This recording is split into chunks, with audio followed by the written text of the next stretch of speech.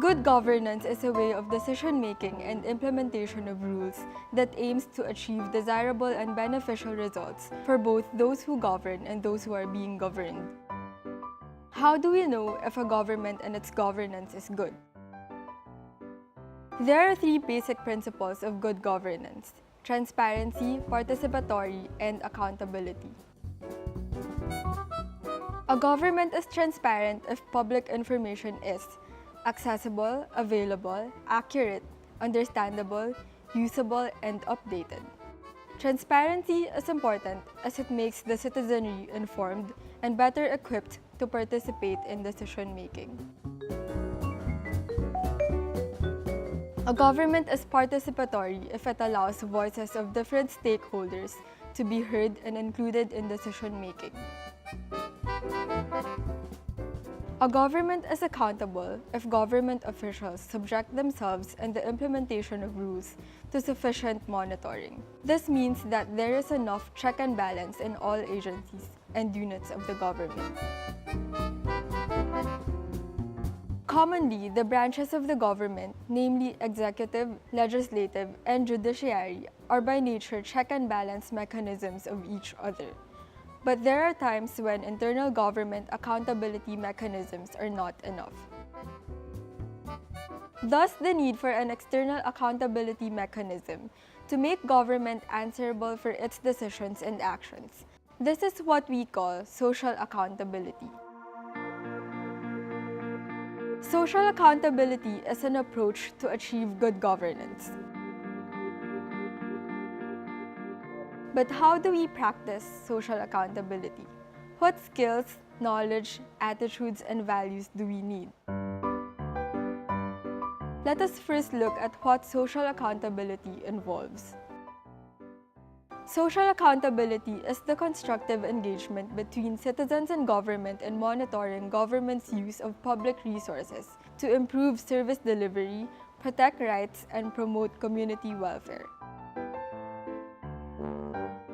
Constructive engagement is a continuing dialogue and a collaborative problem-solving process between citizen groups and governments.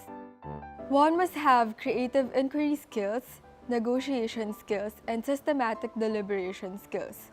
One must also have communication and people skills.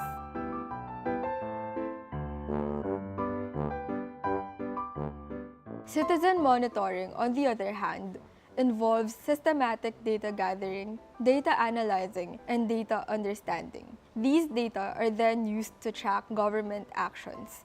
One must have basic data appreciation skills and data management skills.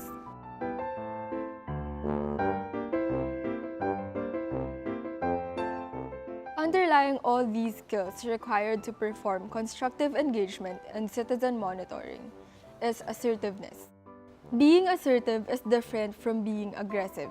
Aggressive behavior is typically hostile and demanding, while assertiveness is standing up for one's right to be treated fairly, expressing one's opinions without hurting others.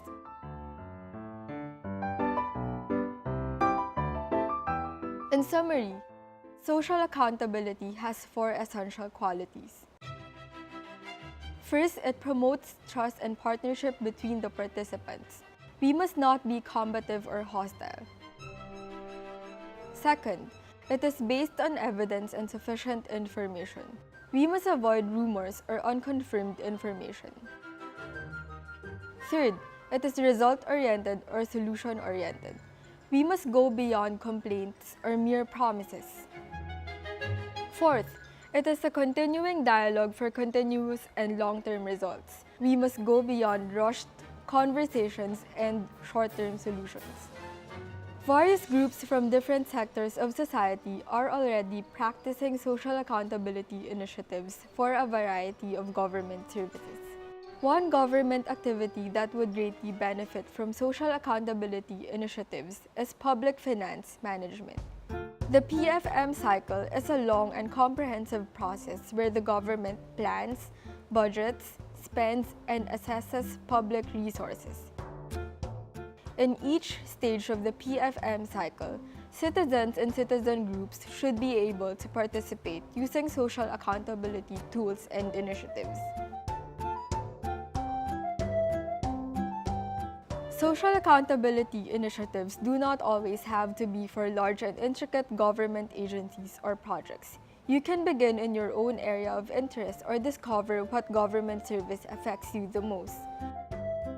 Parents and public school students, for example, can begin participating in social accountability initiatives in their public schools.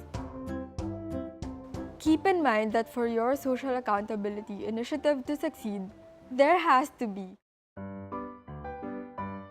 an organized and capable citizen groups, an open and responsive government, context and cultural appropriateness, and access to information. The power of your citizen group or organization depends on how well you organize yourselves. Your members' technical and social skills should play a role in achieving your initiative's goals.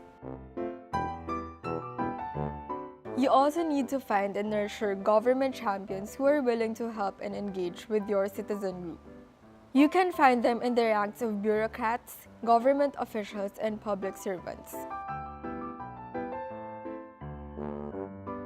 Success of social accountability initiatives also depends on political, socio-cultural, legal, and institutional factors. Knowing these factors will not only prepare your group from possible barriers and risks in conducting your initiative, but also help you find ways to solve unique problems. And finally, for social accountability initiatives to succeed, there has to be access to understandable data. Information may come from documents or from people who have important information.